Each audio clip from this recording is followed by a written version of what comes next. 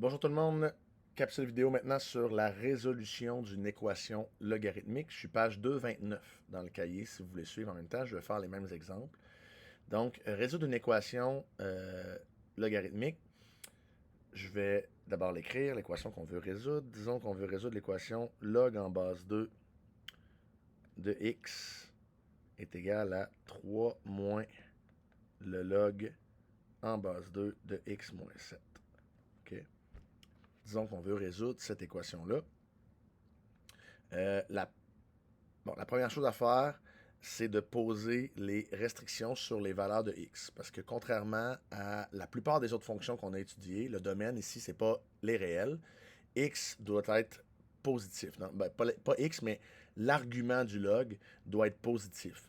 Donc la première chose à faire, c'est d'écrire des restrictions, donc d'indiquer aux gens qu'on travaille avec des valeurs de x d'une certaine qui sont restreintes.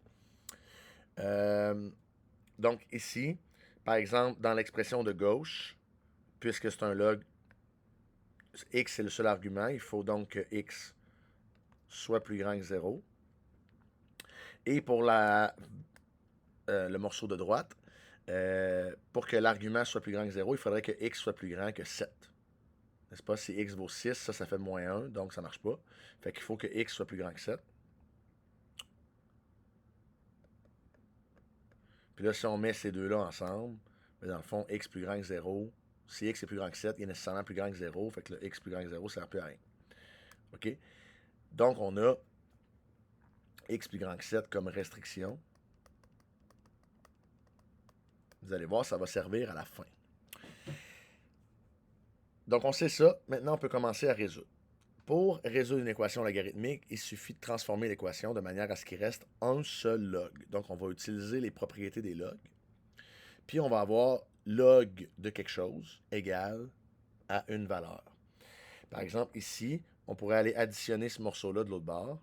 Donc, on pourrait avoir log en base 2 de x plus le log en base 2 de x moins 7, qui est égal à 3.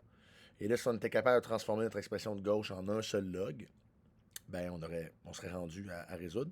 Puis on peut, parce qu'il y a une propriété dans les lois des logs qui nous dit que quand on a une somme de logs, c'est la même chose que le log d'un produit. Donc, log en base 2 de x plus log en base 2 de x moins 7, c'est la même chose que le log en base 2 de x fois x moins 7.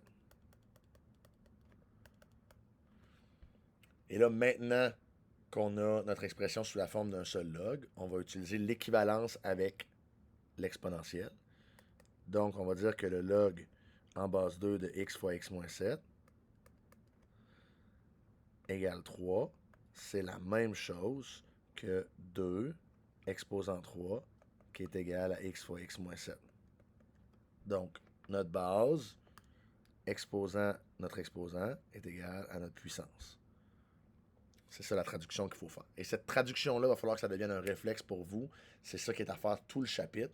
Il faut être capable de, une fois qu'on veut résoudre, c'est l'équivalent d'isoler notre x dans une log, dans le fond. Hein, isoler notre x dans une fonction de deuxième degré, c'était de faire moins b plus ou moins racine de b2 moins 4ac, tout ça sur 2a. Là, isoler le x, c'est réécrire le log comme une exponentielle.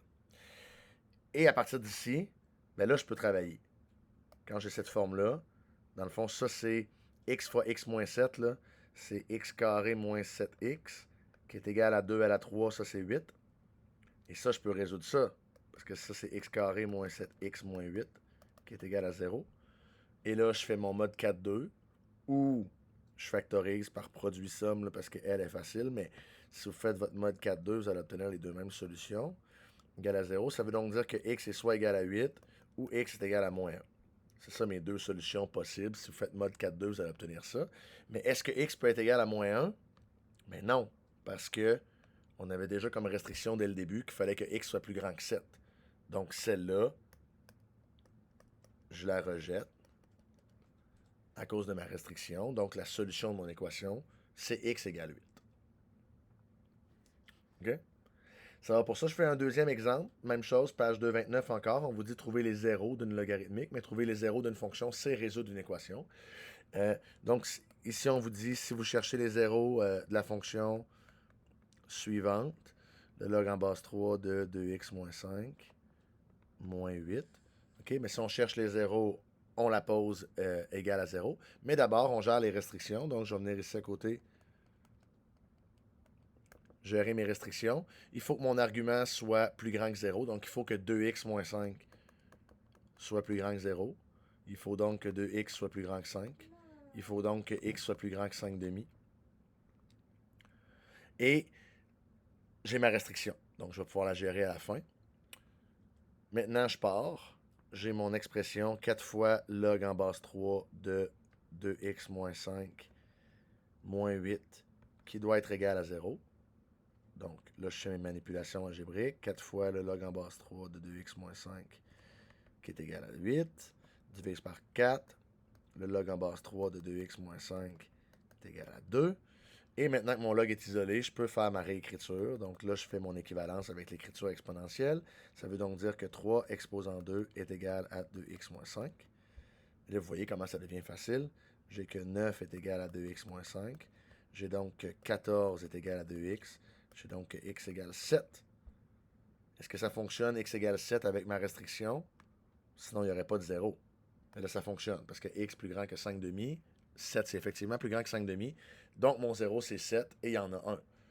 Parce que des fois, ça ne concordera pas. Là.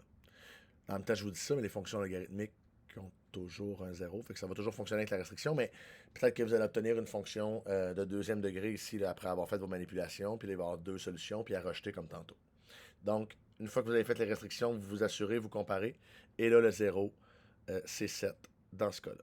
Donc voilà pour la résolution d'équations logarithmiques.